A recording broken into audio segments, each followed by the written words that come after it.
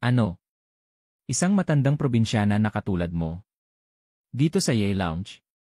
Sa tingin mo ba palengke ito para basta-basta ka na lang makakapasok? Ang boses, na tila kutsilyong isinasaksak sa katahimikan ng marangyang silid, ay nagmula kay Ginang Beatrice de Leon, ang asawa ng Division Commander. Ang kanyang mga mata, na puno ng paghamak, ay tila sinusukat si Aling Elena mula ulo hanggang paa, mula sa luma nitong Filipiniana hanggang sa mga kamay nitong halatang sanay sa mabibigat na gawain. Anak ng isang magtataho. Ano naman ang mararating sa buhay? Habang buhay din niyang mananatili sa bundok kung saan siya galing. Walang pag-asa. Napahigpit ang hawak ni Aling Elena Reyes sa kanyang mga palad. Ang mga palad na ito. Ito ang nag-aruga, nagpakain, at nagtaguyod sa kanyang nag-iisang anak. Ang mga kalyo at gaspang nito ay mapa ng kanyang buhay, isang buhay ng walang katapusang sakripisyo. Naramdaman niya ang pamumula ng kanyang mukha, isang pinaghalong hiya at nag-aalab na galit.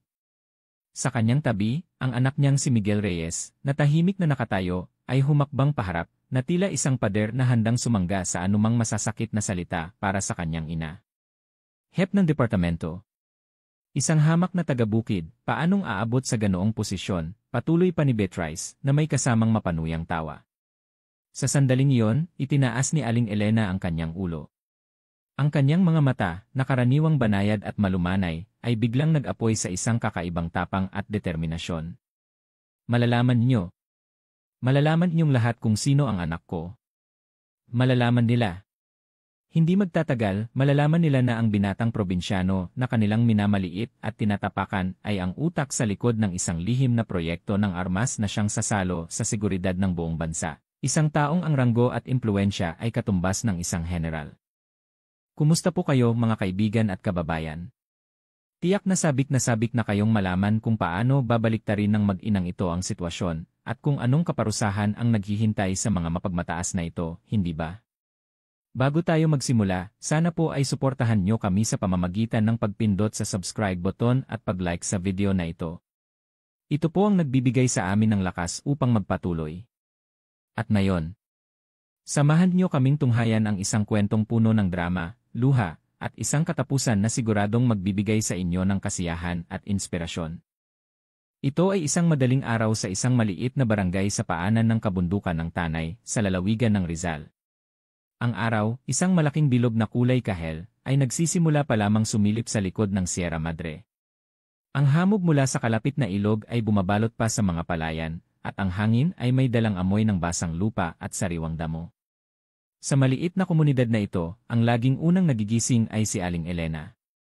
Nasa edad na 65, medyo hukot na ang likod dahil sa mga taon ng pagkayod, ngunit wala pa rin siyang pahinga. Bago pa man tumilaok ang mga tandang, maingat na niyang tinatahak ang maputik na daan patungo sa kanyang munting gulayan. Ang kanyang mga hakbang ay maaaring mabagal na, ngunit hindi ito kailanman tumigil. Ang kanyang araw ay nagsisimula sa pagdampi ng kanyang mga kamay sa lupa, ang lupang bumuhay sa kanya at sa kanyang anak.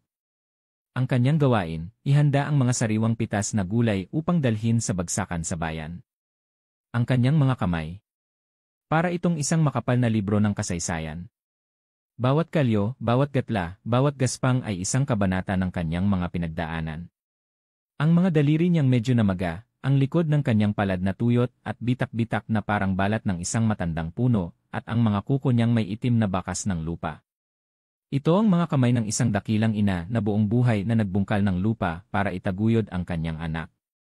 Maingat niyang hinuhugasan ang mga kamatis, talong, at sitaw sa malamig na tubig mula sa poso. Ang lamig ay tumatagos hanggang sa kanyang mga buto, ngunit hindi niya ito iniinda. Sa bawat pag-alis niya ng dumi, sa bawat maingat na pagtanggal sa mga nalantang dahon, hindi lamang ang dedikasyon para sa mga mamimili ang naroon, kundi ang malalim na pananabik para sa kanyang anak na nasa Maynila. Iisa lang ang nasa isip niya. Pag nabenta ko to, makakapagpadala ako kay Miguel ng paborito niyang adobong manok at sinangag. Bigla, ang kanyang mga mata ay napako sa isang luma at kupas na litrato na nakasabit sa isang sulok ng kanilang maliit na kusina. Sa larawan, nandoon siya, na may batang mukha, kasama ang kanyang yumaong asawa na si Nestor, na may mahiyain ngunit masayang ngiti. Iyon ang panahon na siya ay 20 taong gulang pa lamang, bagong kasal, at bagong panganak sa kanilang nag-iisang anghel na si Miguel. Ang buhay ay puno ng mga pangarap. Ngunit ang kaligayahang iyon ay hindi nagtagal. Nang si Miguel ay nasa unang baitang pa lamang, ang kanyang asawa, habang nag-aararo sa bukid, ay biglang inatake sa puso. Isang iglap na wala ang lahat. Mula sa sandaling iyon, nagsimula ang tunay na laban ni Aling Elena. Wala siyang oras para magluksa. Wala siyang panahon para bumagsak. Mayroon siyang isang maliit na bata na kailangan niyang protektahan. Sa harap ng puntod ng kanyang asawa, nilunok niya ang kanyang mga luha at nangako sa sarili. Nestor, huwag kang mag-alala. Ako na ang bahala. Gagampanan ko ang pagiging ama at ina. Papalakihin ko si Miguel na maging isang mabuti at matalinong tao. Hihigitan niya ang lahat. Mula dyan sa langit, gabayan mo kami. Sa pamamagitan lamang ng pangakong iyon, tiniis niya ang lahat sa loob ng mahigit 30 taon. Kapag tag-ulan, nilulusong niya ang baha para anihin ang kangkong. Kapag tag-araw, nakayuko siya sa ilalim ng nakakapasong sikat ng araw para mamitas ng sili. Ang kanyang mga kamay, unti-unting naging simbolo ng kanyang walang kapantay na sakripisyo. At sa ilalim ng pag-aaruga ng mga magaspang na kamay na iyon, lumaki si Miguel. Si Miguel ang kanyang buhay, ang kanyang lahat. Mula pagkabata, iba na siya sa mga kalaro niya. Tahimik, mahinahon, at kapag nakahawak na ng libro, kaya niyang magbasa magdamag.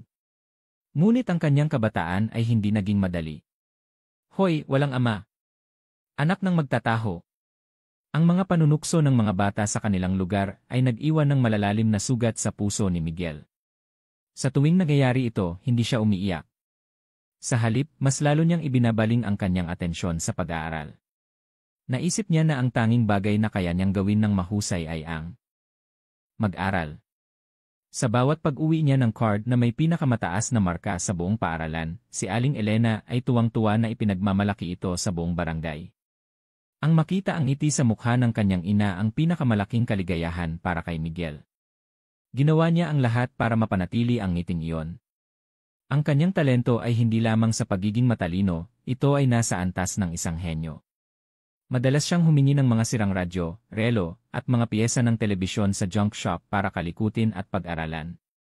Ang kanyang maliit na silid ay tila isang lihim na laboratorio, puno ng mga kung ano-anong piyesa at mga kable. Isang araw, habang naglilinis si Aling Elena, nakita niya ang isang kakaibang bagay sa mesa ng anak. Isa itong gawa-gawang makina mula sa mga lata, piraso ng plastik, at komplikadong mga wire. Miguel, ano na naman itong kalat mo? Imbes na mag-aral ka pa, inuubos mo ang oras mo sa mga walang kwentang bagay na to. Nag-aalalang saway ni Aling Elena sa takot na mapabayaan ng anak ang pag-aaral. Ngumiti lang si Miguel at binuksan ang switch ng aparato. Isang himala ang nangyari. Ang maliit na elisi sa dulo ay nagsimulang umikot ng mabilis at ang maliliit na real lights ay kumislap-kislap ayon sa isang nakaprogram na pattern. Ito ay isang maliit na modelo ng isang satellite. Hindi ito lubos na naintindihan ni Aling Elena, ngunit alam niya na ang mga mata ng kanyang anak sa sandaling iyon ay nagniningning ng higit pa kaysa dati. Hinaplos na lamang niya ang ulo ng anak at mumiti. Hindi niya nauunawaan ang henyo ng kanyang anak, ngunit naniniwala siya sa kanyang mga pangarap. At dahil sa paniniwalang iyon, handa niyang isugal ang lahat. Lumipas ang panahon, nakapagtapos si Miguel ng high school at, higit sa inaasahan ng lahat, siya ang nakakuha ng pinakamataas na marka sa APCAT at nakapasok sa kursong engineering sa University of the Philippines, Diliman, ang pinakamahusay na unibersidad sa bansa. Nang matanggap niya ang sulat ng pagtanggap, napaupo si Aling Elena sa isang sulok ng kanilang kusina at humagulgol ng matagal. Iyon ay mga mainit na luha ng saya, pagmamalaki, at kaunting pighati. Ngunit ang saya ay hindi nagtagal. Isang malaking pader ng katotohanan ang humarang sa kanila, ang matrikula. Ang perang naipon niya sa buong buhay niya mula sa pagbebenta ng gulay ay hindi sapat. Ang natitira na lamang niyang pag-aari ay ang maliit na lupain sa likod ng kanilang bahay, ang kaisa-isang pamana ng kanyang asawa. Ang lupang iyon ay basang-basa sa pawis at luha ni Nestor, ang kanyang huling karangalan. Hindi nagdalawang isip si Aling Elena. Kinabukasan, dumiretso siya sa munisipyo. Gusto kong ibenta ang lupa ko. Kahit ngayon na.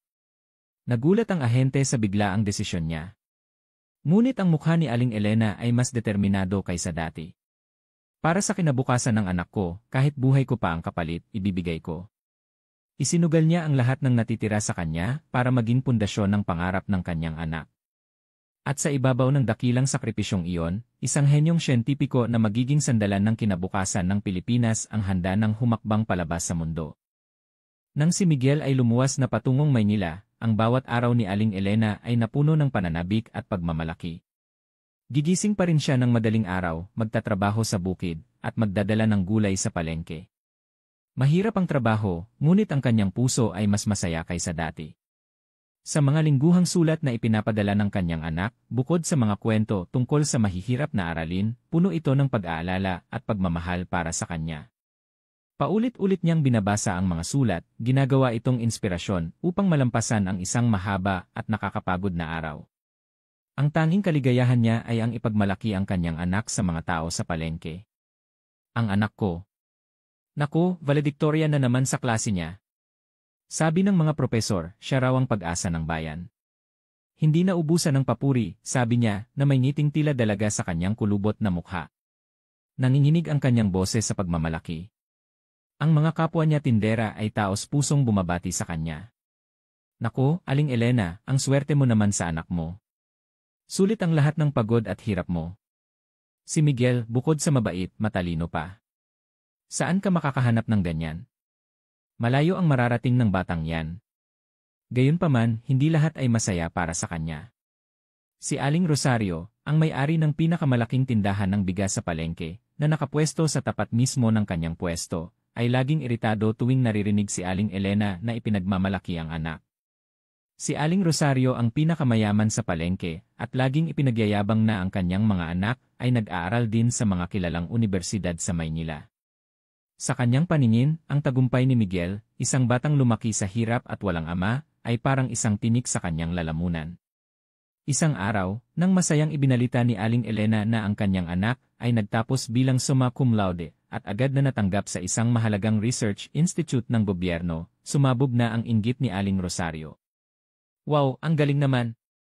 Sa gobyerno pa nagtatrabaho. Magkano naman kaya ang sahod? Sa panahon ngayon, kahit may doctorate ka pa, mahirap makahanap ng trabaho. Ang galing talaga ng anak mo, Elena. Ang boses ni Aling Rosario ay matamis na parang pulot, ngunit sa loob nito ay may mga nakatagong patalim. Malinaw na minamaliit niya ang trabaho bilang isang researcher na hindi kumikita ng malaki. Si Aling Elena, na walang kamalay-malay sa masamang intensyon, ay masayang sumagot. Siguro sapat lang para sa kanya. Ang mahalaga, nakakatulong siya sa bayan. Doon pa lang masaya na ako. Tila ito ang hinihintay ni Aling Rosario. Agad niyang ipinarinig sa lahat. Ganyan naman talaga ang mga researcher. Habang buhay nakaupo sa opisina, pinag-uusapan ang mga bagay na wala namang nakakaintindi. Walang pera, walang katanyagan. Ang anak ko, tingnan nyo. Kakapasok lang sa isang malaking kumpanya, ang sahod, nakakalula. Sa panahon ngayon, hindi mahalaga kung gaano kakatalino, ang mahalaga ay kung saan ka nagtatrabaho. Sumang-ayon ang ilang tindera sa malapit. Nga. Ano naman ang mapapala sa research? Pera ang pinakamahalaga ngayon. Gaano ka man katalino, kung wala kang backer, hanggang dyan ka lang. Kung walang padrino, paano ka angat? Ang probinsyano, mananatiling probinsyano. Ang masasakit na salitang iyon ay parang mga punyal na tumusok sa puso ni Aling Elena. Walang ama. Ang mga salitang iyon ang nagbukas sa pinakamasakit niyang sugat. Hindi siya makasagot, napayuko na lamang siya at tiningnan ang kanyang mga kamay. Naramdaman niya ang pangingilid ng kanyang mga luha. Hindi pa tapos si Aling Rosario. Tiningnan niya si Aling Elena na parang isang nagwagi at binitiwan ang huling pasabog. Huwag ka nang malungkot, Elena. Matalino naman ang anak mo. Kung sakaling matanggal siya sa trabaho, pwede naman siyang umuwi dito at magsaka. May kaalaman siya sa teknolohiya, baka maging high-tech farmer pa siya. Ang nakakarimarim na tawa ni Aling Rosario ay umalinggaw sa buong palengke. Hindi na nakatiis si Aling Elena. Tahimik niyang iniligpit ang kanyang paninda. Ang kanyang mga balikat ay mas mabigat kaysa dati. Mula sa araw na iyon, hindi na niya ipinagmalaki ang kanyang anak sa palengke. Hindi na niya kaya. Natutunan niya na ang tagumpay ng kanyang anak ay nagdudulot lamang sa kanya ng mas maraming sakit at kahihiyan. Tahimik na lamang siyang nagbebenta ng gulay, ngunit sa kanyang puso, isang bagong determinasyon ang nabuo. Tingnan lang natin. Aabutin ng anak ko ang isang posisyon na kahit anong tingalan nyo, hindi ninyo makikita. At sa araw na iyon, pagsisisihan nyo ang lahat ng sinabi ninyo ngayon. Ginawa niyang baluti ang kanyang paniniwala sa anak, isang baluting tinawag na paghihiganti. Naniniwala siya na ang kanyang anak ay hindi lamang isang ordinaryong researcher, kundi isang dakilang tao na babago sa mundo. At ang paniniwalang iyon, hindi magtatagal, ay magkakatotoo sa paraang hindi inaasahan ng lahat. Ang tunay na halaga ng kanyang anak, hindi pa alam ng mga mangmang na ito. Lumipas ang mahigit isang dekada. Si Miguel ay matagal nang nagtatrabaho sa Maynila. Ang tanging sinabi niya sa kanyang ina ay nagtatrabaho siya sa isang maliit na research institute sa ilalim ng Department of National Defense. Hindi niya ipinaliwanag kung ano ang eksaktong trabaho niya o kung ano ang kanyang posisyon. Natatakot siyang kung ipapaliwanag niya ito ng detalyado, mag-aalala lamang ang kanyang ina. Ang simpleng pag-iisip ni Aling Elena ay isa siyang huwarang empleyado ng gobyerno na naglilingkod sa bayan. Tuwing may okasyon, umuwi si Miguel. Siya pa rin ang tahimik at mapagkumbabang Miguel na kilala ng lahat. Sa harap ng kanyang ina, isa lamang siyang ordinaryong anak. Tinutulungan niya ang kanyang ina sa bukid at sa pagtitinda sa palengke. Ang kanyang mga kamay ay wala ng bakas ng pagkakalikot ng mga makina noong bata pa siya, sa halip napalitan ito ng mga kalyo dahil sa pagtulong sa ina. Ang mga tsismoso sa kanilang barangay ay may nasasabi na naman. Tingnan nyo, summa cum laude ng isiyan, pero sa huli, umuwi pa rin para magbuhat ng gulay. Siguradong mahirap ang buhay sa Maynila. Magkano lang ba ang sahod ng researcher? Sabi nila wala pa raw asawa. Baka tumanda na lang siyang binata sa ilalim ng saya ng nanay niya. Ngunit hindi na nasasaktan si Aling Elena sa mga salitang iyon. Ipinagmamalaki niya ang kanyang anak na tahimik na ginagampanan ang kanyang tungkulin at namumuhay ng marangal. Isang hapon, habang nagbabalat ng bawang si Aling Elena, isang kartero ang tumawag sa labas ng kanilang bakod. Aling Elena Reyes, may registered mail po kayo. Pinunasan ni Aling Elena ang kanyang mga kamay at lumabas upang tanggapin ang isang makapal na sobre. Sa itaas na bahagi, malinaw na nakasulat ang Kagawaran ng Tanggulang Pambansa. Isang sulat mula sa militar. Medyo naguluhan si Aling Elena. Kahit alam niyang may kaugnayan sa militar ang trabaho ng kanyang anak, hindi pa siya nakatanggap ng ganito kapormal na sulat. Ang sobre ay mas makapal at mas matigas kaysa sa anumang sulat na natanggap niya. Sa gitna, nakatatak ang isang nagniningning na gintong selyo ng Armed Forces of the Philippines. Maingat niyang binuksan ito. Sa loob, isang eleganteng imbitasyon. Ika-negatibo 70 anibersaryo ng pagkakatatag ng Armor, Pambato Division, kasama ang pagpapakita ng mga bagong armas at pagbibigay parangal sa mga natatanging individual. Ang pamagat ay nakasulat sa gintong letra, puno ng dignidad. Sa kalidad pa lamang ng papel at disenyo, mahahalata na hindi ito isang ordinaryong okasyon. Ngunit ang mas nagpagulat sa kanya ay ang nakasulat sa ibaba, malugod na inaanyayahan si Chief Systems Architect Miguel Reyes, Senior Technical Specialist Grade 2, pinuno ng Future Weapon Systems Development, at ang kanyang pamilya. Binasa ni Aling Elena ang bawat salita ng dahan-dahan. Bago ang pangalan ng kanyang anak, may isang mahaba at mahirap intindihing titulo. Kasama pa ang isang kakaibang ranggo, Senior Technical Specialist Grade 2. Hindi niya alam kung ano ang eksaktong kahulugan nito, ngunit sa titulong si pinuno at sa mga salitang malugod na inaanyayahan, nahulaan niyang hindi ito isang ordinaryong posisyon. Kinaumagahan, tumawag ang kanyang anak. Inay, natanggap niyo na po ba ang imbitasyon? Anak. Pero, Miguel, ano ba itong posisyon mo? Ang haba at ang hirap intindihin. Ano yung Senior Technical Specialist? Natahimik sandali si Miguel bago sumagot ng may kaparehong kababaang loob. Isa lang pong ranggo yun, Nay. Huwag niyo na pong masyadong isipin. Sana po makapunta kayo. Ang proyekto po kasing hinahawakan ko ay bibigyan ng parangal, at ako po ang magbibigay ng talumpati. Talumpati. Ikaw, anak? Ang boses ni Aling Elena ay pinaghalong gulat at pagmamalaki. Opo, Nay. May mahalaga po akong sasabihin. Gusto ko po sanang nandoon kayo para masaksihan. Bihira lang po ang ganitong pagkakataon, at gusto ko pong ipakita sa inyo kung ano talaga ang ginagawa ko. Sa marubdob na boses ng kanyang anak, nagpasya si Aling Elena.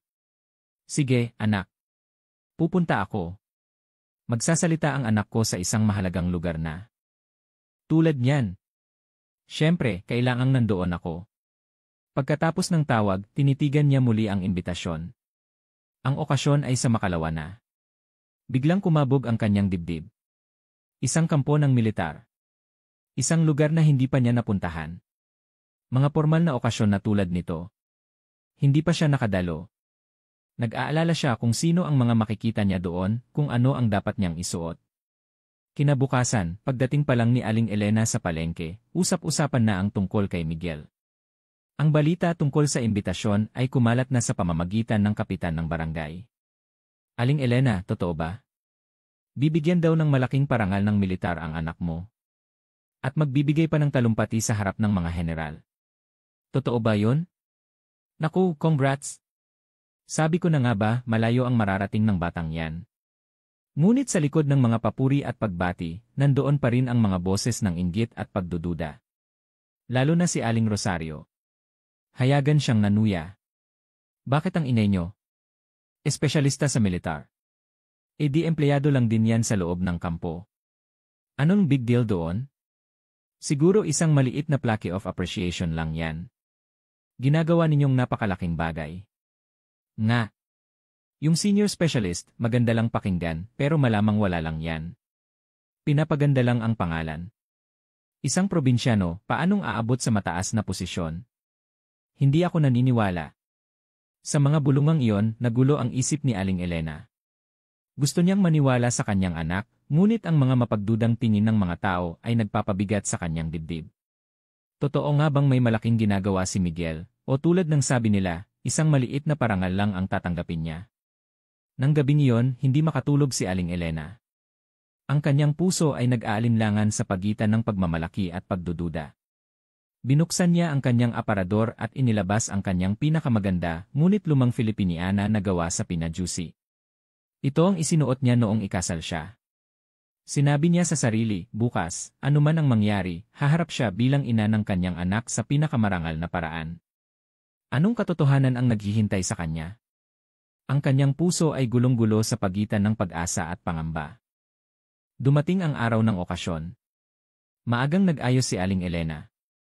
Isinuot niya ang kanyang pinakamahalagang kasuotan, ang Filipiniana na kulay perlas na isinusuot lamang niya sa mga espesyal na araw. Inipit niya ng maayos ang kanyang buhok at naglagay ng manipis na pulbos, isang bagay na hindi niya karaniwang ginagawa. Medyo nanibago siya sa kanyang itsura sa salamin, ngunit ngayon, gusto niyang maging ang pinakakapuri-puring ina para sa kanyang anak. Nang magkita sila ni Miguel sa terminal ng bus, hindi niya maiwasang magulat. Ibang-iba ang itsura ng kanyang anak. Karaniwan, nakikita lamang niya itong nakasuot ng simpleng polo shirt at pantalon. Ngayon, nakasuot ito ng isang itim na suit na tamang-tama sa kanyang katawan. May dala siyang leather briefcase. Ang itsura ng isang binatang probinsyano ay napalitan ng kumpiyansa at eleganteng anyo ng isang profesional mula sa syudad. Inay, ang ganda niyo po ngayon. Hinawakan ni Miguel ang kamay ng kanyang ina at mumiti ng malapad. Ngunit naramdaman ni Aling Elena ang isang uri ng tensyon sa mukha ng kanyang anak. Hindi iyon ang karaniwang relax ng ngiti, kundi ang anyo ng isang taong haharap sa isang napakahalagang bagay. Miguel, sigurado ka bang bagay ako sa lugar na pupuntahan natin? Siyempre naman po, Nay. Ang bida po sa araw na ito ay hindi ako, kundi kayo. Sa loob ng taxi patungong Fort Bonifacio, hindi mapakali ang kalooban ni Aling Elena. Ang tanawin sa labas ng bintana ay unti-unting nagbago. Mula sa mga ordinaryong bahay at gusali ng syudad, napalitan ito ng malawak na lupain at mga estrukturang militar. Mula sa malayo, kitang-kita na ang laki at lawak ng kampo. Sa paligid, sunod-sunod ang mga sasakyang militar. Nang sa wakas ay huminto sila sa harap ng pangunahing tarangkahan ng Fort Bonifacio, napanganga si Aling Elena. Isang dambuhalang bakal na tarangkahan, isang maringal na selyo, at sa magkabilang gilid, mga sundalong may hawak na rifle na nakatayo ng tuwid. Sa buong buhay niya, hindi pa siya nakapunta sa ganitong lugar. Sa harap ng gate, nakapila na ang mga mamahaling itim na sasakyan. Mga taong nakasuot ng magagarang suit o uniforme ang sunod-sunod na bumababa. Bawat isa ay may kumpiyansa sa paglakad, tila sila ay mula sa ibang mundo. Naramdaman ni Aling Elena na ang kanyang simpleng Filipiniana ay hindi bagay dito. Hindi niya namalayang hinahaplos na pala niya ang tela nito. Nang lumapit sila ni Miguel sa gate, hinarang sila ng isang gwardiya. Ang kanyang mukha ay seryoso, ang boses ay mekanikal na humihingi ng kanilang pagkakakilanlan.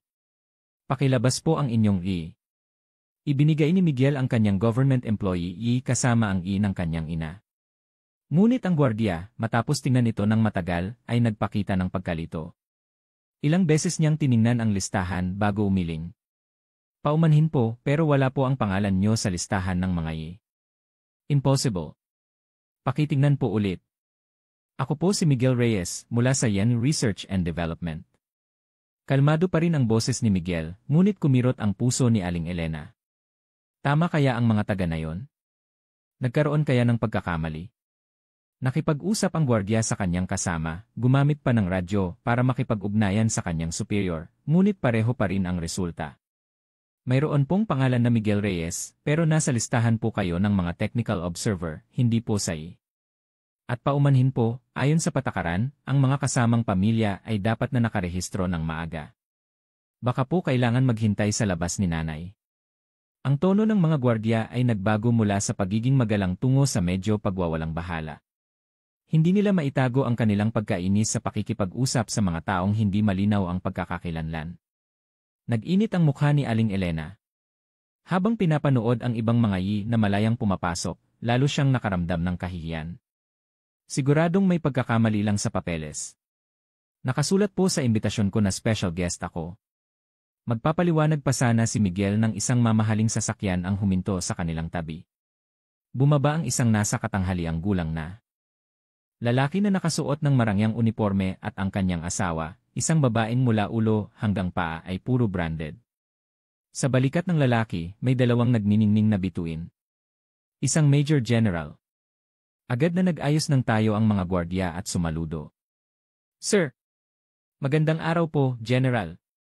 Iyon pala ang commander ng buong dibisyon, si Major General Antonio De Leon, at ang kanyang asawa, si Ginang Beatrice De Leon. Tumugon sa saludo si General De Leon at akmang papasok na nang makita ng kanyang asawa si Aling Elena. Nanlaki ang kanyang mga mata. Teka! Ikaw yung tindera ng gulay sa palengke ng tanay, di ba? Ang matinis na boses ni Beatrice ay nagpalingon sa lahat. Nagulat si Aling Elena nang makita kung sino ito. Ito ang babaeng ilang taon na ang nakalipas ay nagpunta sa kanilang palengke, tumayo sa harap ng kanyang pwesto, at ininsulto siya.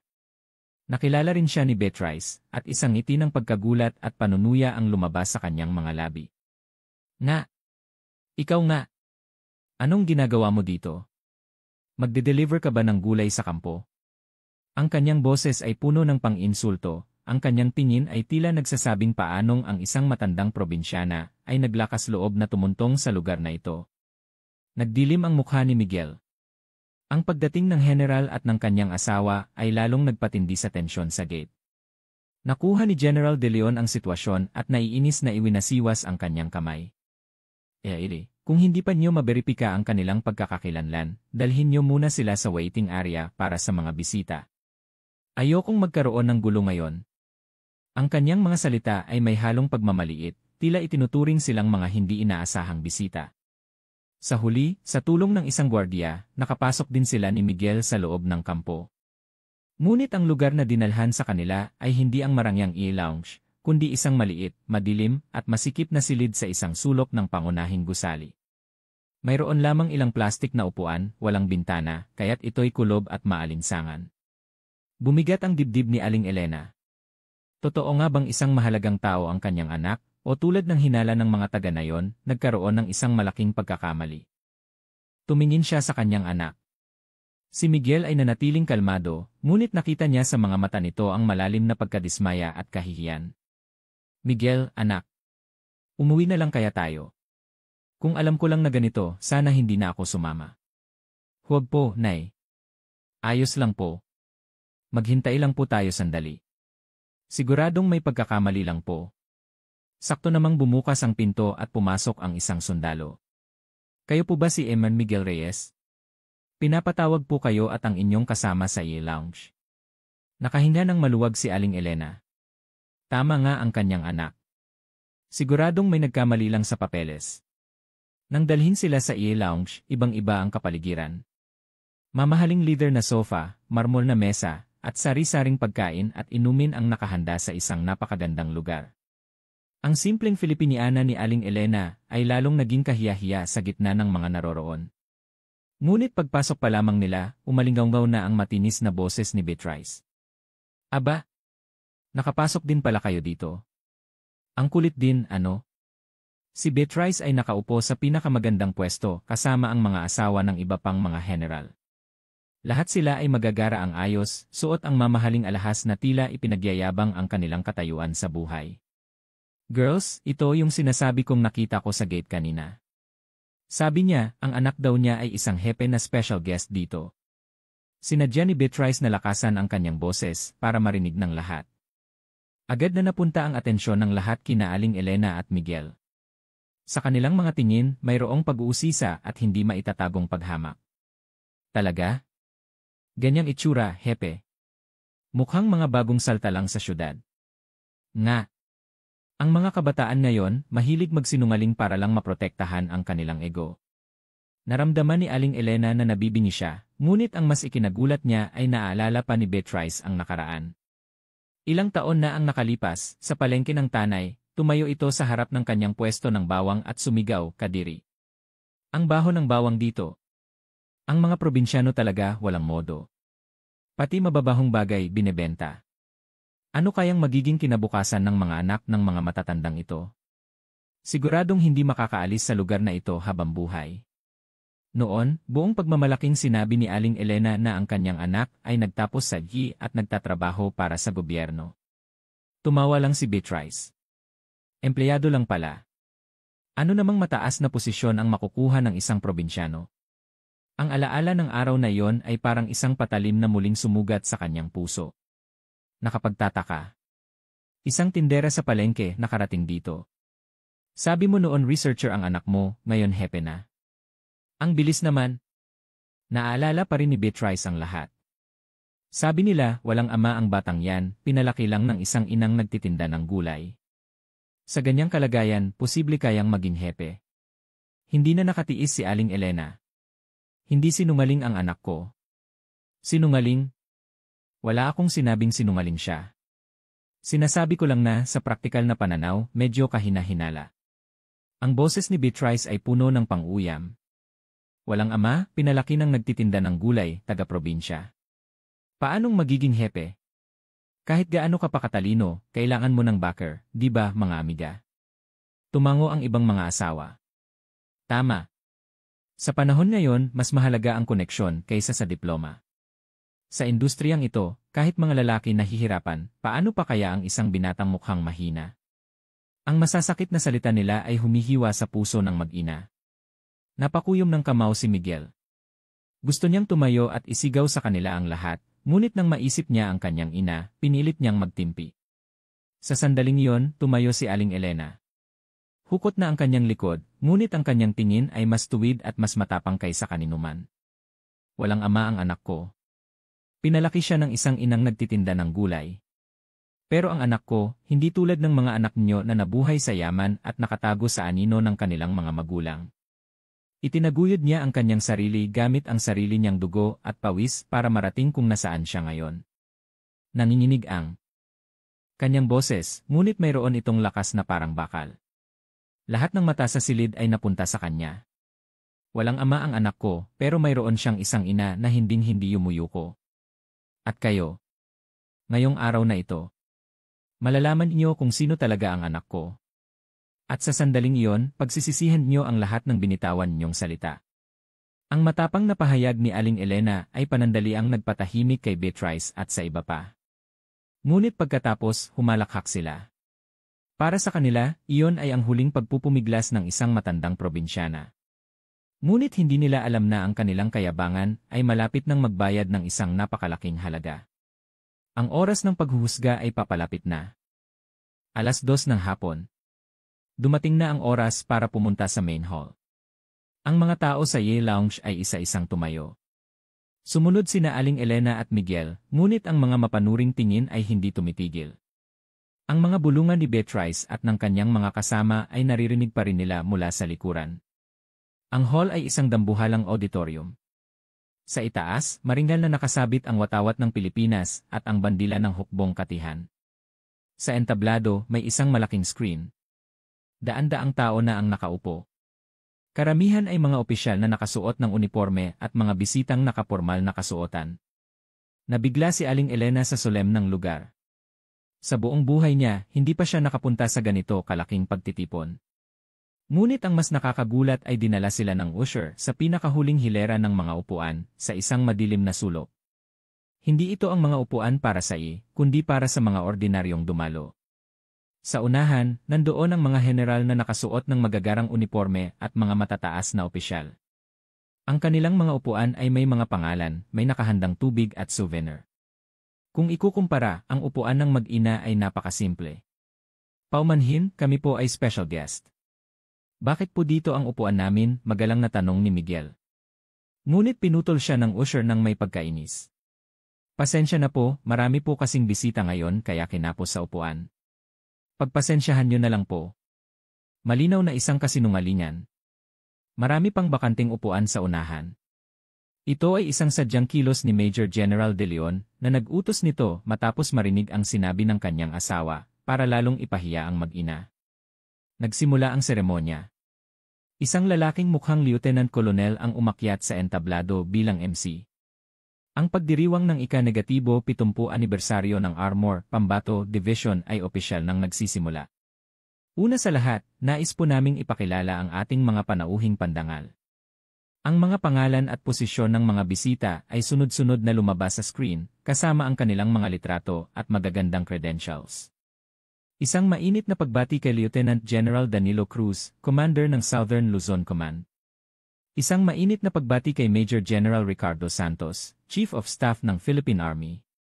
Ang mga pangalan ng mga general at mga lokal na politiko ay sunod-sunod na tinawag. Sa bawat paglabas ng kanilang litrato, umaalingaw-ngaw ang palakpakan at tumatayo ang taong ipinakikilala para bumati. Kinakabahang naghintay si Aling Elena kung kailan tatawagin ang pangalan ng kanyang anak. Ngunit lumipas ang oras, kahit na natapos ng ipakilala ang mga lokal na opisyal, hindi pa rin lumalabas ang pangalan ni Miguel. Nag-aalab ang puso ni Aling Elena. Totoo nga bang may pagkakamali? Sa sandaling yon, huminto ang MC, tila may tinitingnan. Sa baba ng entablado, may sumisenya sa kanya. Si Major General De Leon. Mukhang hindi siya masaya. Ay! At kasama rin po natin ang isang bisita mula sa Department of National Defense. Tiningnan muli ng MC ang listahan. M. Miguel Reyes. Isang espesyalista. Ngayon, dumako na po tayo sa susunod na bahagi ng programa. Sa sandaling iyon, tila huminto ang pagtibok ng puso ni Aling Elena. Ang kanyang anak ay ipinakilala lamang bilang isang espesyalista. Hindi general, hindi hepe, isang espesyalista lamang. Lumakas ang bulungan sa paligid. Yan yung nagpakilalang hepe, di ba? Espesyalista lang pala. Sinungaling na. Sa A-Lounge, ang lakas ng loob mag-iskandalo. Ito lang pala. Lumingon si Beatrice na may mapanuyang ngiti, na tila nagsasabing, sinabi ko na sa inyo. Tumango-tango rin ang ibang mga asawa. Tumingin si Aling Elena sa kanyang anak. Si Miguel ay nanatiling kalmado, ngunit nakita niyang bahagyang nakakagat ang kanyang labi at nanginginig ang kanyang mga kamay. Nagpatuloy ang seremonya. Nagbigay ng talumpati si Major General De Leon. Pagkatapos, isang kongresista naman ang nagsalita. Habang nagsasalita, paminsan-minsan ay sumusulyap si De Leon sa mag-inang nakaupo sa likuran. Taos-puso po kaming nagpapasalamat sa lahat ng mga panauhing pandangal na naririto ngayon. Lalo na sa ating mga general at mga leader na sa kabila ng kanilang abalang schedule ay naglaan ng oras para makasama kami. May diin ang kanyang mga salita na tila ang mga tunay na mahahalagang bisita lamang ang kanyang pinasasalamatan. Ngunit, sa hindi inaasahan, muling nagsalita ang MC. At ngayon, para sa isang espesyal na mensahe. Pakinggan po natin ang tungkol sa kasalukuyan at hinaharap ng ating pambansang depensa. Muling kumabog ang dibdib ni Aling Elena. Sinabi ng anak niya na may talumpati siya. Ito na ba yun? Ngunit ang sumunod na sinabi ng MC ay iba sa inaasahan. Malugod po naming inaanyayahan sa entablado si Lieutenant General Danilo Cruz, Commander ng SOCOM. Umakyat sa entablado si Lieutenant General Cruz, maringgal sa kanyang uniforme. Nadismaya si Aling Elena, ngunit umaasa pa rin siyang may pagkakataon pa ang kanyang anak. Pagkatapos ng talumpati ng General, muling lumitaw ang MC. Mayroon pa po bang nais magbigay ng mensahe? Sa sandaling iyon, tahimik na tumayo si Miguel. Kumabog ng malakas ang dibdib ni Aling Elena. Sa wakas, pagkakataon na ng kanyang anak. Ngunit si Major General De Leon ay mabilis na sumenya sa MC. Tiningnan ng MC ang mukha ni De Leon at sinabi sa mikropono, Dahil po sa kakulangan sa oras, dito na po nagtatapos ang bahagi ng mga talumpati. Dadako na po tayo sa susunod na bahagi. Bumulong si De Leon, ano nang akala ng batang yan? Isang hamak na espesyalista, magtatalumpati. Kapal ng mukha. Muling umupo si Miguel. Nagalit si Aling Elena. Malinaw na sinabi ng anak niya na may talumpati siya. Bakit hindi siya binigyan ng pagkakataon? Muling umingay ang bulungan. Magsasalita sana yung binata. Nakakatawa. Anong sasabihin ng isang espesyalista? Walang hiya. Bastos. Bulong ng isang opisyal sa kanyang katabi. Kanina pa nakakainis ang atmosphere dahil sa kanila. Sino ba kasing nag-imbita dyan? Siguradong naiipit din si General. Sana matapos na to. Hindi na makatiis si Aling Elena. Gusto niyang tumayo at sumigaw, ngunit marahang hinawakan ni Miguel ang kanyang kamay. Inay. Okay lang po. Ngunit hindi okay lang para kay Aling Elena. Hindi niya kayang tiisin na ganito ang ginagawang pagyurak sa kanyang anak. Malapit nang matapos ang seremonya. Habang naghahanda ang MC na ianunsyo ang pagtatapos, tahimik na pinunasan ni Aling Elena ang kanyang mga luha. Sa buong buhay niya, hindi pa siya nakaramdam ng ganito katinding kahihiyan at galit. Ang karangalan ng kanyang anak, ang kanyang pagmamalaki, ay walang awang niyurakan sa harap ng lahat. Mas hinigpitan niya ang hawak sa kamay ng anak. Tahimik na inakbayan ni Miguel ang kanyang umiiyak na ina. Sa kanyang mukha, wala na ang bakas ng kahihiyan o pagkadismaya. Sa halip, napalitan ito ng isang malamig at matigas na katahimikan, tulad ng katahimikan bago ang isang malakas na bagyo. Wala siyang sinabi. Nakatingin lamang siya sa orasan na nasa isang sulok ng screen sa entablado. Tila tahimik siyang naghihintay ng isang itinakdang sandali. Ang tunay niyang laban ay malapit nang magsimula. Malapit nang matapos ang programa. Handa na ang MC na ianunsyo ang pagtatapos nito nang biglang bumukas ng malakas ang pinto sa likuran ng hall. Isang batang opisyal, basang-basa ng pawis, ang humahangos na tumakbo papasok. Sa kanyang kamay, mayroon siyang isang sobre na may pulang selyo, simbolo ng isang urgent dispatch. Ang kanyang natatarantang anyo ay nagpalingon sa lahat. Tumakbo siya diretsyo sa entablado at may ibinulong kay Major General De Leon. Nanigas ang mukha ni De Leon. Kinuha niya ang folder at unti-unting namutla. Bahagyang nanginig ang kanyang mga kamay habang nakatingin sa selyo. Ang opisyal na selyo ng opisina ng Pangulo at ng kalihim ng tanggulang pambansa. Sa buong karera niya sa militar, ngayon lang siya nakahawak ng ganito. Sandali. Sandali lang po, nanginginig na sabi ng MC. Nagmamadaling tinawag ni De Leon ang MC at may ibinulong dito. Nang makita ng MC ang laman ng dokumento, kitang-kita rin ang kanyang pagkataranta. Hindi marinig ng mga tao ang kanilang pinag-uusapan, ngunit ramdam ng lahat na may isang napakaseryosong nangyari. Anong nangyayari? Nagbago ang programa. May bigla bang dumating na importanteng tao? Nagsimulang magbulungan ang mga tao, nababahala sa biglaang pagbabago. Sa sandaling iyon, tahimik na tumayo si Miguel Reyes. Nagulat si Aling Elena, ngunit naramdaman niyang may nagbago sa kanyang anak. Hindi na ito ang tahimik na nagtitiis, sa halip, ito ay may anyo ng isang taong may kapangyarihan at determinasyon. Tila siya ay naging ibang tao. Habang naglalakad si Miguel patungo sa entablado, lalong tumahimik ang hall. Walang nakakaintindi sa nangyayari. Ang kanyang paglakad ay iba na rin, puno ng kumpiyansa. Ano nang gagawin niya? Magsasalita talaga siya, mapanuyang bulong ni Beatrice. Ang tigas ng ulo. Bastos. Muling nagsalita ang MC sa mikropono. Namumutla ang kanyang mukha, nanginginig ang boses. Hawak niya ang opisyal na kautusan. Mga ginoo at ginang. Paumanhin po sa abala. Nais ko pong ipaalam na mayroong isang mahalagang pagbabago sa ating programa. Natahimik ang lahat, nakatingin sa MC. Ayon po sa kagyat na utos mula sa ating kagalang-galang na kalihim ng tanggulang pambansa. Ngayon po ay mapapakinggan natin ang isang espesyal na talumpati mula kay Chief Systems Architect Miguel Reyes, pinuno ng Future Weapon Systems Development ng ang pangunahing responsible sa top secret project na Project Aguila, ang proyektong magtatakda ng bagong henerasyon ng lakas pandepensa ng Pilipinas. Umalinggaw ang boses ng MC sa buong hall. Namamawis ang kanyang noo. Chief Systems Architect Miguel Reyes. Top Secret Project Aguila. Ang mga kakaibang salita, lalo na ang kikagyat na utos mula sa kalihim, ay nagdulot ng kaguluhan. Lahat ng opisyal ay napigil ang hininga. Hindi ito isang ordinaryong sitwasyon. Hindi mapakali si Major General De Leon. Namumula ang kanyang mukha, pinagpapawisan ng malamig. Maging ang kanyang mga staff ay tensyonado. Napanganga si Beatrice habang pinapanood si Miguel na paakyat sa entablado. Nagsimula na siyang makaramdam na nakagawa siya ng isang napakalaking pagkakamali. Tumayo si Miguel sa harap ng mikropono. Biglang lumiwanag ang lahat ng ilaw sa hall at bumukas ang dambuhalang screen sa likuran. Nagmamadaling nag-set up ang mga technical staff. Isang video ang nagsimulang umere.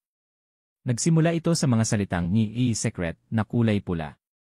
Magandang araw sa aking mga kasama sa serbisyo at sa buong sambayan ng Pilipino. Nang lumitaw ang mukha ng kasalukuyang kalihim ng tanggulang pambansa, isang nakabibinging katahimikan ang bumalot sa hall. Ngayon, sa pagkakataong ito, nais kong unang ipaalam sa buong bansa ang tungkol sa isang bagong lakas natin. Ang Project Aguila, ang proyektong lubusang babago sa seguridad ng Pilipinas. Lumipat ang video sa isang malaking underground facility. Daan-daang researcher ang abala sa harap ng mga computer. Pagkatapos, ipinakita ang likod ng isang lalaki na nakasuot ng puting laboratory gown, nakatingin sa isang malaking monitor. Sa likod ng tagumpay ng proyektong ito ay ang dugo at pawis ng maraming mananaliksik na tahimik na nag-alay ng kanilang buhay para sa kinabukasan ng bayan, nang hindi naghahangad ng katanyagan. At sa sentro ng lahat ng ito ay isang batang siyentipiko na lumutas sa mga halos imposibleng problemang teknikal gamit ang kanyang henyong pag-isip at matibay na kalooban. Dahan-dahang umikot ang kamera paharap sa lalaki, at ang kanyang mukha ay pinalaki sa screen. Si Miguel Reyes. Mahihinang sigaw ng pagkamangha ang narinig mula sa buong hall. Ang mukha ni Major General De Leon ay naging kulay abo. Si Beatrice ay napatakip ng bibig. Ipinakita sa video ang kasaysayan ni Miguel. Miguel Reyes, summa cum laude, Lee College of Engineering. Pinakabatang naging chief researcher sa kasaysayan ng ENI. At pagkatapos, isang linya ng teksto ang lumabas na halos nagpatayo sa lahat ng militar sa hall. Senior Technical Specialist, Grade 2.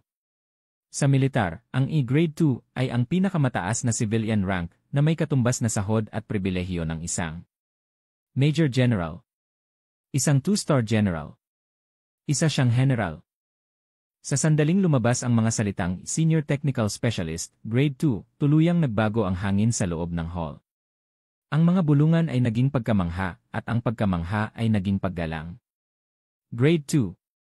Para sa mga opisyal na nakakaalam sa istruktura ng militar, ang bigat ng mga salitang iyon ay katumbas ng 1,000 tonelada.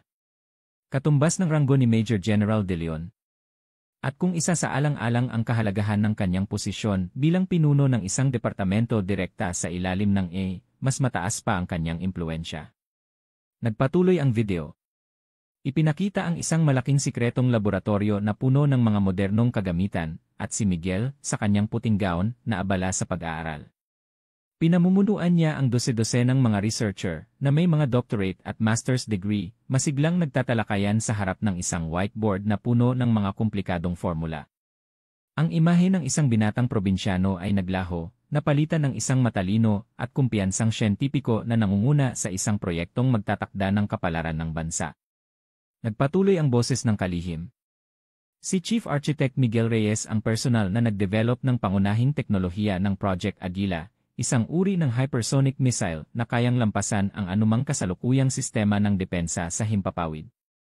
Dahil sa kanyang henyong mga natuklasan, ang lakas pandepensa ng Pilipinas ay lumundag ng ilang dekada na umaabot na sa pandaigdigang antas. Ipinakita sa screen ang test launch ng Agila missile. Lumipad ito sa bilis na hindi masundan ng mata, tinamaan ang isang target na daan-daang kilometro ang layo ng may perpektong katumpakan. Ang lakas ng pagsabog nito ay nagpatigil sa hininga ng lahat. Sumunod ang mga panayam mula sa mga eksperto sa loob at labas ng bansa. Ang teorya ni E. Reyes ay revolusyonaryo, sapat na para baguhin ang modernong physics. Siya ay isang tunay na henyo ng ating panahon. Ang kanyang kakayahang magkalkula at lumutas ng problema ay higit pa sa ordinaryong tao. Tinatawag namin siyang isang living supercomputer. Lumipat ang video sa mga eksena kung saan si Miguel ay nasa Pentagon sa Amerika, nagpepresenta sa mga matataas na opisyal ng VIA Department of Defense. Maraming Amerikanong general na may mga bituin sa kanilang uniforme, ang tahimik na nakikinig sa bawat salita ng batang siyentipiko mula sa Asya. Ang kanyang tunay na pagkatao, ang kanyang tunay na halaga, ay inihayag sa buong mundo sa paraang hindi mapag-aalinlanganan. Hindi siya isang hamak na researcher. Siya ang hindi nakikita ngunit pinakamakapangyarihang lakas na nagpoprotekta sa seguridad ng Pilipinas. Habang ipinapalabas ang video, iba-iba ang reaksyon ng mga nasa unahan. Ang mukha ni Major General De Leon ay kulay abo na. Napagtanto niya kung gaano siya naging hangal sa pagbangga sa isang napakalaki at nakakatakot na personalidad. Senior Technical Specialist Grade 2, Chief Architect ng isang top-secret project na direktang sinusubaybayan ng kalihim. Naramdaman niyang tapos na ang kanyang karera sa militar. Tapos na ang kanyang buhay. Nalaglag ang folder na hawak niya. Ang kanyang asawa, si Beatrice, ay nakatulala sa screen. Blanko ang kanyang isip. Ang masasakit na salitang binitiwan niya sa mag-ina sa palengke at sa e-lounge ay bumabalik sa kanya na parang isang slow motion na pelikula. Anak ng magtataho, walang ama, probinsyano. Napagtanto niya kung kanino niya sinabi ang mga iyon at isang matinding takot ang nagpatigas sa kanyang dugo. Nagsimulang manginig ang kanyang mga kamay. Ganoon din ang ibang mga asawa ng opisyal. Natakot sila nang mapagtanto na ang babae at binatang kanilang pinagkaisahang tuyain ay nasa isang antas na kahit anong tingala nila, hindi nila maaabot. Sa kanilang mga mukha, wala na ang kayabangan o paghamak, tanging takot na lamang. Samantala, sa maliit na barangay sa Tanay, ang mga taong nagtipon sa barangay hall ay hindi makapaniwala sa kanilang nakikita sa live telecast. Lalo na si Aling Rosario. Nang makita niya ang mukha ni Miguel sa screen, tila siya ay naging bato. Si Miguel ba talaga yan? Nanginginig niyang sabi. Ang anak ng babaeng nagtitinda ng gulay na buong buhay niyang minamaliit ay isa na palang bayani na pinapanood ng buong bansa. Naalala niya ang masasakit na salitang sinabi niya kay Aling Elena at nag-init ang kanyang mukha sa hiya. Si Aling Elena na nakaupo sa likuran ay tahimik na lumuluha. Ngunit hindi na ito luha ng kahihiyan at galit. Ito ay luha ng walang hanggang pagmamalaki sa kanyang anak, nang kagalakan na ang lahat ng kanyang hirap ay sa wakas nagbunga na. Naintindihan na niya kung bakit itinago ng kanyang anak ang tunay nitong pagkatao. Ayaw nitong maging pabigat sa kanya o masaktan dahil sa inggit ng ibang tao. Nakaramdam siya ng pagsisisi at pasasalamat sa kanyang mapagmahal na anak. Ang kanyang anak ay isang tunay na mabuting anak at isang dakilang bayani. Nang matapos ang nakakagulat na video, isang mabigat na katahimikan ang bumalot sa hall. Tila hindi pa rin matanggap ng lahat ang kanilang napanood. Sa sandaling iyon, tumayo si Lieutenant General Danilo Cruz, ang pinaka-senior na opisyal sa silid. Siya ay kilala sa kanyang integridad at prangkang pananalita. Humarap siya sa entablado at sumigaw, isang maringgal na pagbati para kay Chief Architect Miguel Reyes. Bigyan natin ng karapat-dapat na paggalang ang bayani ng Pilipinas. Pagkatapos ng kanyang sigaw, lahat ng unipormadong tauhan sa hall ay sabay-sabay na tumayo. Humarap sila kay Miguel na nasa likuran pa rin at binigyan siya ng isang malakas na palakpakan. Nag-atubili si Miguel. Hindi niya gusto ang atensyong ito. Ngunit nang makita niya ang daan-daang mga matang puno ng paggalang at pasasalamat na nakatingin sa kanya, nalaman niyang hindi na niya ito matatakasan. Hinawakan niya ng mahigpit ang kamay ng kanyang umiiyak na ina, tumayo at naglakad patungo sa entablado. Sa kanyang paglalakad, isang kakaibang tanawin ang naganap. Ang mga opisyal at bisita sa magkabilang gilid ng pasilyo ay yumuko bilang paggalang. Ito ang mga taong kanina lamang ay minamaliit siya. Lalo na si Major General De Leon. Yumuko siya ng halos 90 degrees, hindi magawang itaas ang kanyang ulo. Nang makaakyat si Miguel sa entablado, ang namumutlang MC ay nag-abot sa kanya ng mikropono. Tumingin si Miguel sa buong hall. Ang kanyang mga mata ay tumigil mismo kina Major General De Leon at sa asawa nito. Naramdaman ng dalawa ang kanyang tingin at lalo pang yumuko. Nagsimula si Miguel sa kanyang talumpati. Ang kanyang boses ay kalmado, ngunit may lakas na parang bakal. Magandang hapon po sa inyong lahat. Ako po si Miguel Reyes mula sa Yane. Una sa lahat, isang maligayang ika-negatibo 70 anibersaryo sa Armor, Pambato Division. Hindi niya binanggit ang kanyang personal na damdamin. Ginamit niya ang formal na lengguwahe. Wala siyang sinabi tungkol sa kahihiyang dinanas niya. Sa halip, nagsalita siya tungkol sa kahalagahan ng Project Aguila at sa kinabukasan ng depensa ng Pilipinas. Ang kanyang talumpati ay puno ng malalim na kaalaman at nag-aalab na pagmamahal sa bayan. Ang tunay na lakas natin ay hindi nagmumula sa mga modernong armas. Nagmumula ito sa pawis at dedikasyon ng bawat sundalong gumagamit nito at sa paggalang at tiwala natin sa isa't isa.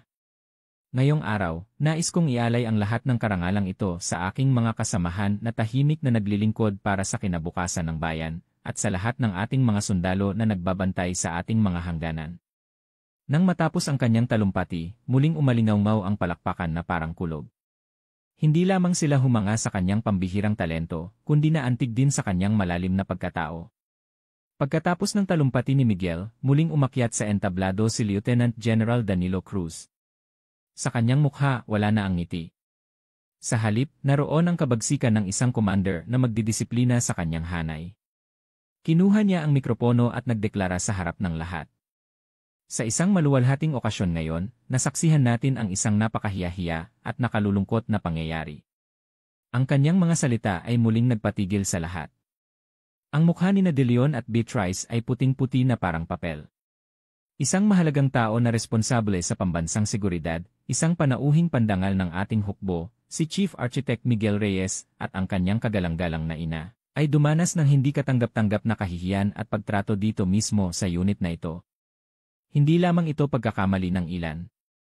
Ito ay isang krimen na bunga ng pag-iisip na sila ay may pribilehiyo ng kayabangan na nakatanim na sa isang bahagi ng ating militar. Isang bulok na kaisipan na gustong mang-apak ng kapwa. Ang kanyang boses ay dumagundong. Bilang commander ng SOCOM, hinding-hindi ko ito palalampasin. Simula ngayon, sa pahintulot ng kalihim ng tanggulang pambansa, idinedeklara ko ang pagsasagawa ng isang espesyal na investigasyon sa insidenteng ito. Sumenyas siya sa kanyang aide. Ang aide na may determinadong mukha ay lumabas at binasa ng malakas ang isang opisyal na dokumento. Utos para sa espesyal na investigasyon. Una, si Major General Antonio De Leon, Commander ng Armor Division, simula ngayon, ay sinuspinde sa lahat ng kanyang tungkulin habang hinihintay ang resulta ng investigasyon. Dahil sa hindi pagtupad sa tungkuling mag-asikaso at protektahan ang isang sa maluwag na pamamahala sa unit, at sa hindi pagkontrol sa kanyang pamilya, siya ay haharap sa Central Disciplinary Board ng INI. Napayukayok si Major General De Leon. Ang kanyang karera ay nagwakas sa pinakahiyahiyang paraan. Ikalawa, si Ginang Beatrice De Leon, bilang isang sibilyan, ay sumira sa karangalan ng militar at nagsagawa ng malubhang pang-insulto sa isang panauhin ng estado. Simula ngayon, siya ay permanenteng pinagbabawalang pumasok sa alinmang pasilidad ng militar sa buong bansa at sasampahan ng kasong slander at oral defamation ayon sa batas. Nang marinig ni Beatrice ang salitang ikasong, halos himatayin siya. Ang kanyang marangyang buhay ay bumagsak sa isang iglap. Ikatlo, ang mga gwardiya sa gate at iba pang sangkot na nagpabaya sa kanilang tungkulin ay agad na ililipat ng assignment at isa sa ilalim sa disciplinary action. Ika-apat, gumawa ng listahan ng lahat ng asawa ng opisyal na sumang-ayon o nagwalang bahala sa ginawang pang-insulto ng asawa ng Division Commander sa E-Lounge upang pag-aralan ang paghihigpit sa kanilang pagpasok sa mga pasilidad ng militar sa hinaharap. Nagpatuloy ang pagbasa ng mga kaparusahan. Ito ay isang paghuhusga na walang awa, ganap at malupit. Ang presyo ng kayabangan ay mas mapait kaysa sa kanilang inaakala. Ang kanilang mga hindi maibigkas na pagsisisi ay bumalot sa marangyang hall ng isang malamig at mabigat na katahimikan. Pagkatapos ng pampublikong paghuhusga, tuluyang nagbago ang lahat. Ang mga taong kanina'y nagbubulungan at nanunuya ay ngayon ay tahimik, habang ang mga opisyal ay lumapit kay Miguel para bumati. Sir, isang malaking karangalan po na makilala kayo. Chief, ang galing po ng talumpatin nyo. Ang mga taong kanina'y minamaliit siya ay ngayon ay gumagamit ng pinakamagalang na salita, yumuyuko sa harap niya. Ngunit si Miguel ay sumasagot lamang ng maikli. Hindi siya nagpakita ng sobrang pakikipagkaibigan, ngunit hindi rin malamig. Pinanatili niya ang tamang distansya at kumilos ng may dignidad. Ang dating commander na si De Leon ay inilabas ng mga military police mula sa hall. Bagsak ang kanyang mga balikat, ang mukha ay puno ng kawalan ng pag-asa. Ang kanyang asawa, si Beatrice, ay tumingin mula sa malayo, walang tigil ang pag-agos ng luha. Gusto niyang humingi ng tawad sa kanyang asawa, ngunit wala siyang lakas ng loob. Habang inaalala niya ang kanyang mga sinabi at ginawa, nakaramdam siya ng matinding hiya. Ang mga sandali sa palengke hanggang sa araw na ito, kung saan minamaliit niya si Miguel at ang kanyang ina, ay paulit-ulit na bumabalik sa kanyang isip. Probinsyano, ano nang mararating niyan? Walang backer, paanong angat? Siguro may problema kaya di pa nag-aasawa. Ngayon niya lang napagtanto kung gaano kamali at kasama ang lahat ng iyon.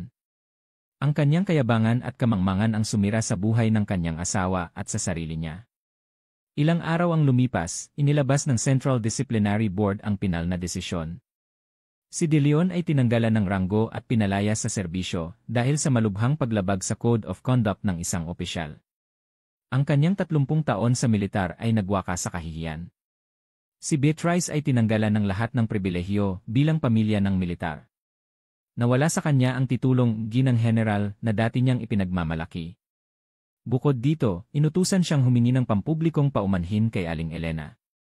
Ang ibang mga asawa ay pinagbawalan ding pumasok sa kampo at naapektuhan din ang promosyon ng kanilang mga asawa. Isang hapon, pinuntahan ni Beatrice si Aling Elena sa guest house ng Eni kung saan sila tumutuloy. Tila tumanda siya ng 10 taon sa loob lamang ng ilang araw. Ang kanyang mamahaling damit ay napalitan ng simpleng itim na bestida. Lumuhod siya sa harap ni Aling Elena, umiiyak na humihingi ng tawad. Aling Elena, nagkasala po ako. Ang mga masasakit kong salita ay nagdulot ng malaking sugat sa inyo at sa anak ninyo. Patawarin niyo po ako. Tila taos puso ang kanyang paghingi ng tawad, ngunit malamig siyang tiningnan ni Aling Elena. Tumayo ka. Hindi ko tatanggapin ang paumanhin mo. Matigas ang boses ni Aling Elena. Ang ginawa mong pang-insulto sa akin ay pagyurak sa buong buhay ko. At ang ginawa mong pang-insulto sa anak ko ay pagtapak sa lahat ng pinaghirapan niya. Sa tingin mo, ilang patak ng luha mo ang kayang burahin ang lahat ng iyon? Walang masabi si Beatrice. Yumuko na lamang siya at humagulgol. Marahang inakbayan ni Miguel ang kanyang ina. Inay, tama na po. Humarap siya kay Beatrice. Ang paumanhin niyo ay hindi para sa amin. Ito ay para sa sarili ninyo. Para sa mga maling paniniwala at kayabangan sa puso ninyo. Ang tunay na kapatawaran ay hindi nagmumula sa biktima, kundi sa taong gumawa ng pagkakamali. Ang mga salita ni Miguel ay lalong tumagos sa puso ni Beatrice. Napagtanto niyang mahaba pa ang daan na kailangan niyang tahakin para mapatawad. Tahimik siyang tumayo, yumuko ng malalim at umalis. Ang kanyang likod ay mukhang kahabag-habag at nag-iisa. Tapos na ang paghuhusga, ngunit ang sugat na iniwan nito ay hindi madaling maghilom. Pagkatapos ng lahat, personal na pinuntahan ng kalihim ng tanggulang pambansa si Aling Elena sa guest house. Sa ngalan ng buong sandatahang lakas, humingi siya ng paumanhin at nagpahayag ng malalim na pasasalamat. Ginang Reyes, una sa lahat, hayaan niyo po akong humingi ng paumanhin sa ngalan ng buong IE dahil sa aming pagkukulang. At taos-puso po kaming nagpapasalamat. Kung hindi dahil sa inyong pagpapalaki sa isang dakilang henyo tulad ni Chief Architect Miguel Reyes, ang kinabukasan ng Pilipinas ay tiyak na magiging mas madilim. Hinawakan ng kalihim ang magaspang na kamay ni Aling Elena at tiningnan siya ng may paggalang. Kayo po ang tahimik na bayani na nagpoprotekta sa seguridad ng Pilipinas. Sa ngalan ng buong sambayanan, ipinapaabot ko po ang aming malalim na pasasalamat sa inyong sakripisyo at dakilang pagmamahal. Hindi alam ni Aling Elena ang gagawin. Napaiyak na lamang siya sa mga papuring hindi niya kailanman natanggap sa buong buhay niya. Ang alam lang niya ay minahal niya ang kanyang anak, pinakain, at ginabayan sa tamang landas.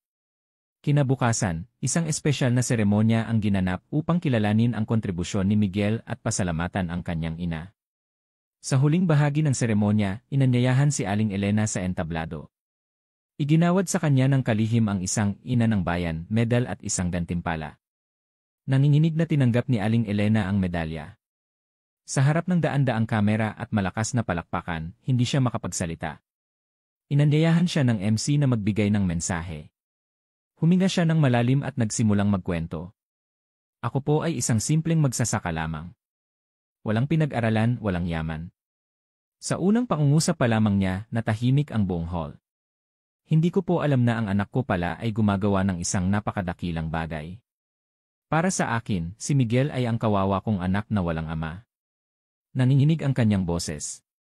Wala po akong nagawang espesyal para sa kanya. Nagluto lang ako para hindi siya magutom, nanahin ng damit para hindi siya lamigin. Ang tanging nagawa ko lang po ay ang maniwala sa kanya. Iyon lang po. Mainit na luha ang dumaloy sa kanyang mga pisngi.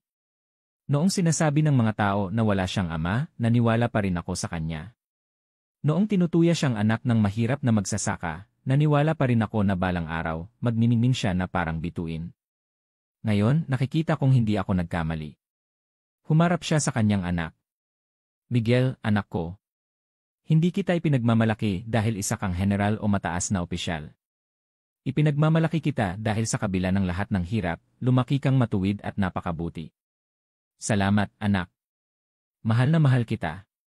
Ang kanyang taos-pusong pahayag ay nagpaiyak sa lahat. Maging si Miguel ay hindi napigilan ang kanyang luha. Umakyat siya sa entablado at niyakap ang kanyang ina. Sa magandang tanawin ng mag-ina, isang malakas na palakpakan ang umalingaw-ngaw. Ito ang pinakamainit na pagpupugay ng mundo para sa sakripisyo at pagmamahal ng isang dakilang ina. Pagkatapos ng lahat, umalis na sina Aling Elena at Miguel sa headquarters ng ENI. Ang tanawin ay ibang-iba sa kanilang pagdating. Sa harap ng gate, isang malaking itim na sedan ang naghihintay. Sa tabi nito, isang driver na naka-uniforme at mga security. Ang plaka ng sasakyan ay espesyal, para lamang sa pinakamatataas na opisyal. Nang makita sila ng driver, yumuko ito ng 90 degrees. Chief! Ginang Reyes!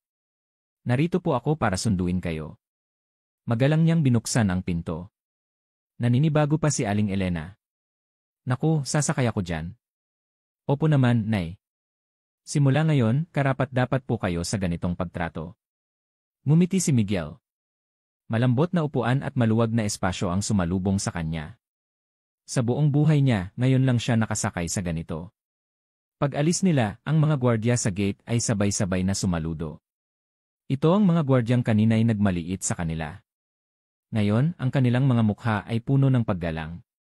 Habang nasa highway, isang escort vehicle ang nanguna sa kanila. Ang ibang mga sasakyan ay kusang tumatabi. Tumingin si Aling Elena sa labas at tahimik na pinunasan ang kanyang luha. Anak, isa ka nang bituin. Inay, sinabi ko po sa inyo yan noong bata pa ako, di ba? Nabalang araw, magniningning ako na parang bituin. Hinawakan ni Miguel ang kamay ng ina. Lahat po ng ito ay dahil sa inyo. Pero, Miguel, bakit hindi mo sinabi sa akin ng mas maaga? Natakot po akong ma-pressure kayo, Nay. At para sa inyo, gusto ko pong manatiling si Miguel lang, ang anak ninyo. Hindi isang general. Naluha si Aling Elena. Naintindihan niya ang puso ng kanyang anak. Salamat, anak. At patawarin mo ako. Hindi ko naintindihan ang iyong puso. Hindi po, Nay. Ako po ang dapat humingi ng tawad. Simula ngayon, alagaan ko na po kayo ng mabuti. Huwag na po kayong mag-alala. Ako na po ang bahala sa lahat. Sa mga matatag na salita ng kanyang anak, humagulgol na si Aling Elena, hindi dahil sa lungkot, kundi dahil sa purong kaligayahan. Ang mahabang panahon ng pagtitiis ay tapos na. Mula sa araw na yon, nagimbal ang maliit na bayan ng Tanay. Ang kwento ni Miguel ay ipinalabas sa primetime news. Ang mga taong dati siyang minamaliit ay hindi makapaniwala. Sa screen, si Miguel ay nakatayo katabi ng kalihim, isang bayani. Lalo na si Aling Rosario. Tila siya naging bato. Si Miguel. Katumbas ng Major General, nanginginig niyang sabi. Ang lahat ng masasakit na salita niya ay bumalik sa kanya, isang matinding sampal ng kahihiyan. Sinabi ng kapitan, nagkamali tayo ng pagtingin sa kanya. Isang dakilang tao pala ang isinilang sa ating bayan. Walang makasagot. Lahat ay nalunod sa hiya at paggalang para sa mag-ina. Ang inang at anak na kanilang minamaliit ay mga higante pala na hindi kayang ilagay sa isang maliit na bayan. Ilang araw ang lumipas, gaya ng dati, gumising si Aling Elena ng madaling araw at nagpunta sa palengke. Ngunit ang tingin ng mga tao sa kanya ay iba na. Lumapit ang mga dati niyang kritiko. Aling Elena, magandang umaga po. Ang kanilang boses ay puno ng paggalang. Si Aling Rosario ay nag-abot sa kanya ng isang tasang salabat. Elena, patawarin mo ako sa aking kamangmangan. Yumuko siya ng malalim, may luha ng pagsisisi sa kanyang mga mata. Hindi nagsalita si Aling Elena. Kinuha niya ang salabat at mumiti ng may kabaitan. Wala yon. Kalimutan na natin yon. Magtinda ka na, malamig ang umaga. Hindi siya nagsabi ng pagpapatawad o galit. Sa harap ng kanyang ngiti, lalo pang yumuko si Aling Rosario. Mula sa araw na yon, si Aling Elena ay hindi na lang isang tindera ng gulay. Siya na ang ina ng bayan, isang buhay na alamat sa kanilang lugar. Nagpatuloy siya sa pagtitinda, ngunit ang kanyang puso ay mas payapa at mas masaya kaysa dati. Gamit ang kanyang mga kamay, hinubog niya ang isang magandang kinabukasan para sa kanyang anak at wala na siyang mahihiling pa.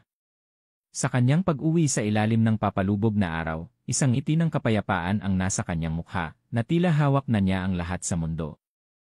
Ang kwentong inihanda namin para sa inyo ngayon ay dito na nagtatapos. Isang kwento ng sakripisyo, pagmamahal at tagumpay. Para sa inyo, ano ang tunay na kahulugan ng tagumpay? At ano ang tunay na anyo ng pagmamahal ng isang anak? Nais po naming marinig ang inyong mga saloobin at karanasan sa comment section sa ibaba. Ang inyong mga kwento ay magiging inspirasyon at lakas para sa lahat ng mga ina sa buong mundo na walang sawang nagsasakripisyo para sa kanilang mga anak. Kung nagustuhan niyo ang aming kwento, huwag po kalimutang mag-subscribe, mag-like at i-on ang notification bell. Magkita-kita po tayo muli sa mga susunod pang kwento. Maraming salamat po at magkaroon kayo ng isang mapayapang araw. Katapusan ng script. Ano? Isang matandang probinsyana na katulad mo,